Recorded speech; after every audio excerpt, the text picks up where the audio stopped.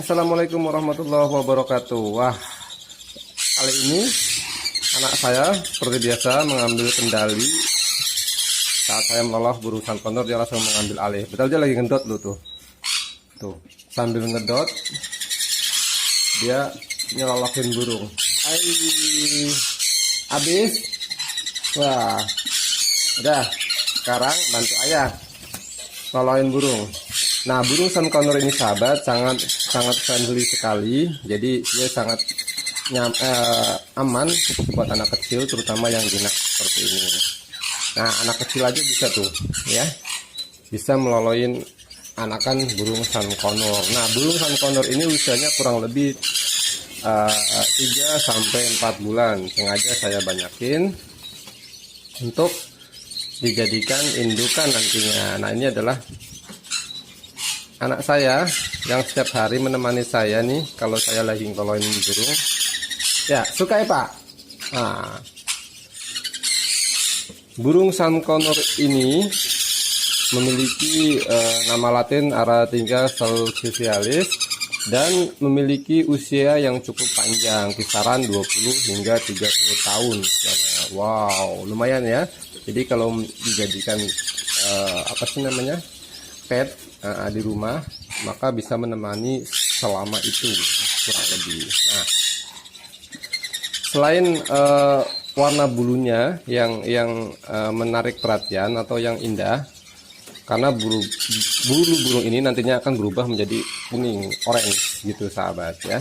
Jadi mereka juga punya karakter yang sangat baik, yaitu mengenal kita dengan baik sahabat. Jadi apabila burung-burung ini terbiasa dengan kita, maka kehadiran kita, suara kita, mereka dapat mengenali ya. Nah, seperti ini. Ini ada beberapa anakan sankonor yang dari kecil sebelah sini. Untuk yang kecil saya masukkan inkubator dengan suhu 35 derajat. Dengan yang besar ini saya hanya menggunakan lampu aja untuk penerangan, tidak harus suhunya minimal 30 derajat lah ya. Dan untuk burung yang kecil seperti ini nih, ini sahabat, saya juga ada nih. Nah, ini usianya kurang lebih 3 mingguan. Ini tetap harus menggunakan inkubator dengan suhu 36 derajat atau kisarannya 35 dan 36 derajat ya. Nah, ini masih di inkubator. Burung-burung ini saya ternakan. Awalnya saya memiliki cuman 2 pasang, 1 pasang, 2 pasang, hingga sekarang memiliki 5 pasang yang selalu produktif. Untuk burung-burung yang produksi, saya kandang dengan sistem soliter ya, katre ya, tidak koloni. Nah, untuk menciptakan koloni sahabat, kita juga harus memperkenalkan dari generasi ke generasi untuk saling mengenal, karena burung ini biasanya kalau ada koloni baru mereka akan cenderung berantem ya, karena tidak mengenal satu sama lainnya. Dan untuk menernak, saran dari saya adalah dari pengalaman saya pribadi ya sahabat, ini sekedar sharing aja, mungkin berbeda breeder mungkin berbeda pendapat. Ini menurut saya awalnya membeli burung anakan dan kemudian membeli juga burung-burung yang sudah dewasa ya. Jadi dari membeli anakan saya bisa diternak, dan yang membeli dewasa semuanya gagal ya. Dari 4 burung yang saya beli dengan usia di atas 1 tahun itu semuanya gagal diternak. Saya tidak tahu penyebabnya apa. Yang jelas burung-burung itu sepertinya tidak punya hasrat untuk berkembang biak ya. Jadi dia hanya hidup buat pajangan aja. Sementara saya sudah DNA, sudah saya jodohkan, sudah saya masukin kandang ternak, sudah saya kasih pakan. Dengan berbagai cara saya sudah melakukannya, namun tak kunjung juga bertelur. Jangankan bertelur, untuk melakukan pembuahan aja mereka sepertinya tidak sama sekali. Jadi saya juga heran. Setelah pelihara kurang lebih 2 tahun lebih, akhirnya saya memutuskan untuk menjual burung-burung yang saya beli sudah dewasa itu dan ternyata tidak bisa diternak itu. Kemudian dari sisi yang saya piara dari kecil, itu usia 1,5 tahun sahabat, mereka sudah menunjukkan terlihat tertarik lawan jenis ya. Jadi untuk penjodohan pun saya terbantu dengan itu. Waktu itu saya koloni ada beberapa pasang. Saya juga tidak tahu, tidak di DNA ya, karena saya piara dari kecil. Namun ternyata dari 4 pasang itu ternyata adalah 4 betina dan 4 lagi jantan. Setelah saya koloni sekian tahun, akhirnya mereka memilih pasangannya sendiri sahabat. Dengan catatan saya selalu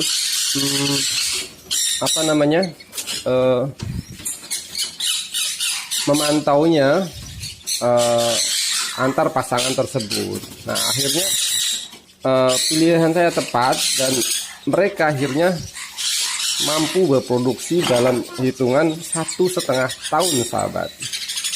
Jadi artinya di sini saya lebih memberatkan, lebih baik kalau mau piara burung untuk diternakan itu sebaiknya disiapkan dari kecil.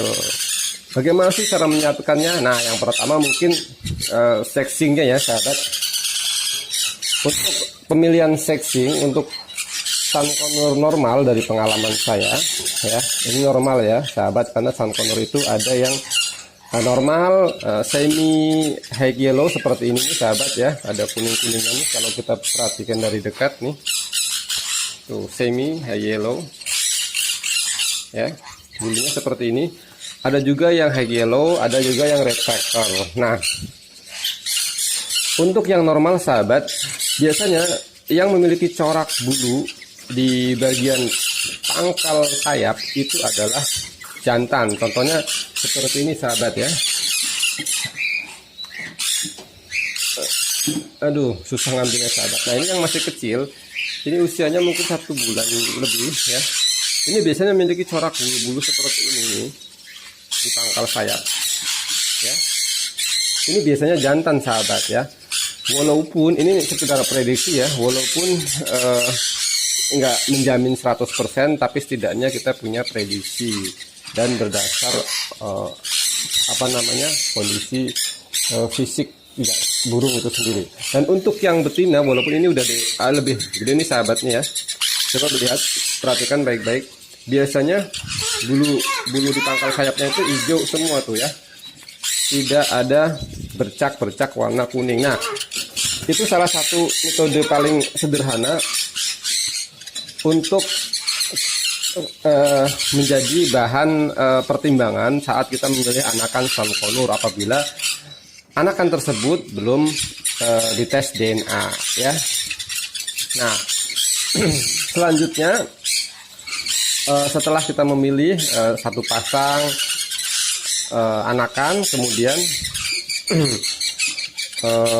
kita melakukan treatment dari kecil berupa pemberian pakan. Nah untuk pemberian pakan sendiri sahabat, saya selain menggunakan kuaci, jagung muda, kemudian buah-buahan, itu aja, saya tidak menggunakan millet dan sejenisnya. Kemudian saya juga gunakan pur ya sahabat. Pur ini seperti ini sebetulnya pakan lolohan ya. Namun pakan lolohan yang ada di pasaran itu cocok untuk sunconur yang usianya itu di bawah 3 bulan ya sahabat. Nah untuk usianya yang lebih dari 3 bulan maka sebaiknya pakan lolohannya diganti. Kalau Anda tetap menggunakan pakan lolohan, yaitu menggunakan pakan pur yang dikhususkan buat burung-burung untuk diternak. Nah di pasaran banyak, jadi tujuannya adalah biar nantinya anakan dari sunconur ini bertumbuh dengan cepat dan pertumbuhan daripada kematangan kelaminnya itu tidak terlambat atau tidak mengalami masalah ya sahabat. Jadi pakan itu penting.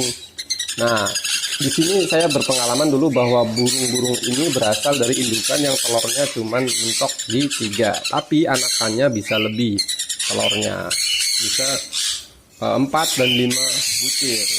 Nah, jadi menurut saya bahwa bukan hanya faktor genetik burung itu bertelur banyak, tetapi juga ada faktor dari cara perawatannya. Dan seperti yang Anda lihat, mereka walaupun usianya udah 3 bulan, mereka tetap mau diloloh. Mereka sudah makan biji kuaci,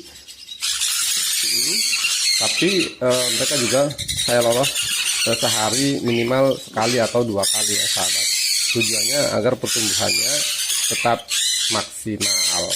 Nah, kemudian apakah burung ini bisa dilatih, bisa di free flying? Nah, untuk burung-burung yang akan diternakan sebaiknya memang tidak melakukan latihan yang sangat ekstrim. Artinya boleh dilatih, boleh di-FF-in, tapi jangan berkepanjangan ya sahabat. Saat usianya udah menginjak 1 tahun, sebaiknya dia direm ya, cukup jinak aja, itu lebih baik daripada di-FF-in. Karena kenapa? Karena biasanya kalau burung FF itu pakannya